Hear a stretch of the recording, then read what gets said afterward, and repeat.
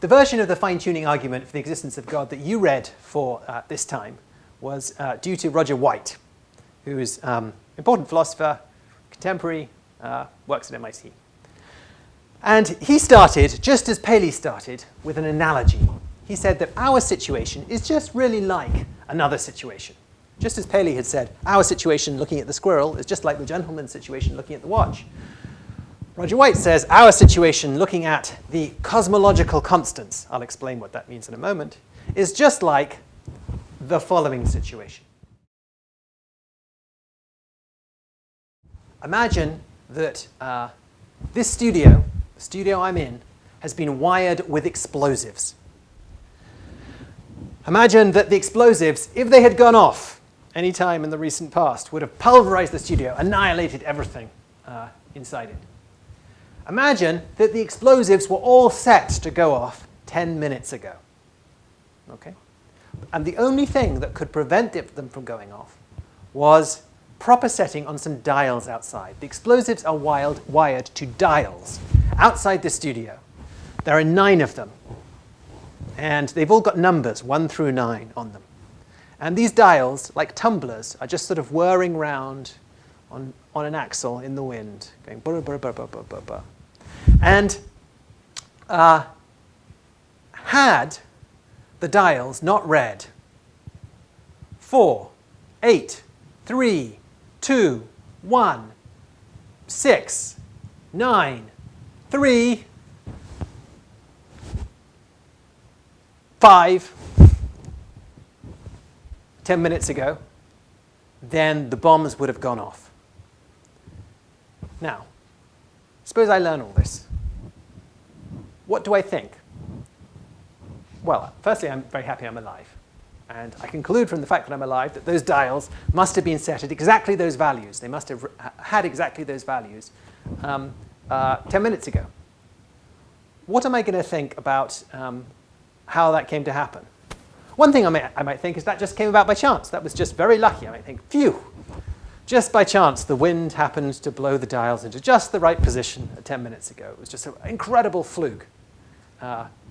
Extremely likely I was going to be dead. In fact, I'm alive. Gosh, I'm lucky.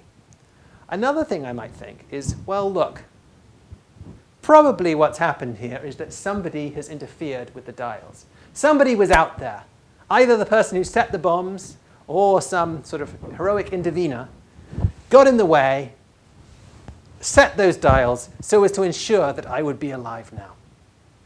And we might think that that is a reasonable thing to think in my circumstances. It's much more likely that I'm alive in virtue of the fact that somebody messed with the dials than that I'm alive just in virtue of the fact that the dials, by chance, happen to be blown into precisely the right positions. Again, that seems quite right, and it seems relatively uncontroversial.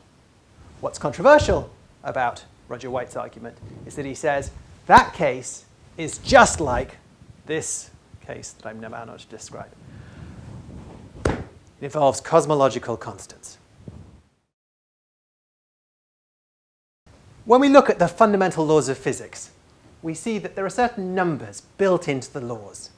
Numbers having to do with, say, the number that tells us how fast light travels.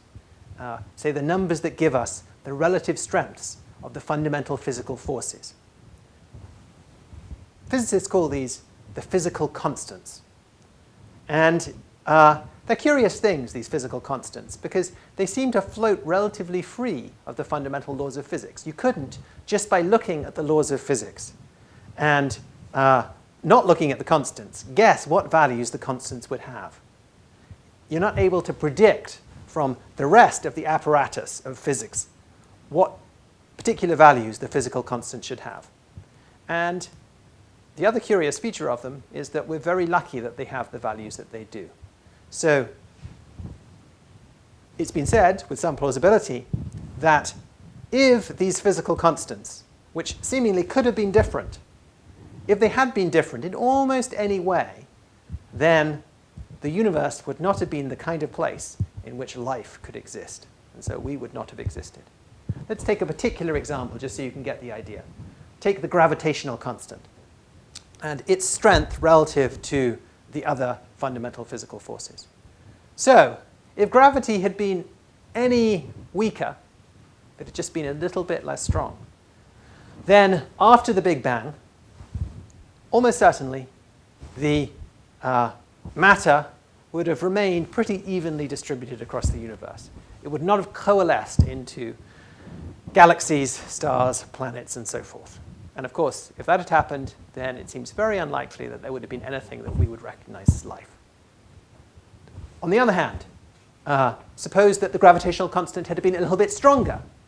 Then physicists run the model, and they see that what you get is a universe such that a Big Bang is very swiftly followed by a big crunch.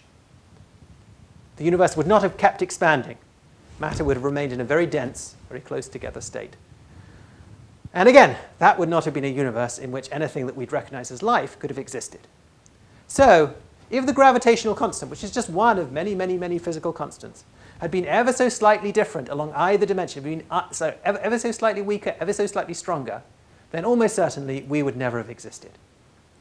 Well, I say ever so slightly. I'm being rough here. Is it 1%, 2%? Is it 5%? Physicists argue about this. But the point is that it couldn't have been very different. And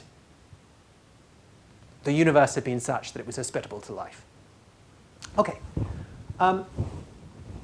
Let's suppose that that's true. Let's suppose that our existence is dependent on various cosmological constants having almost exactly the values that they do.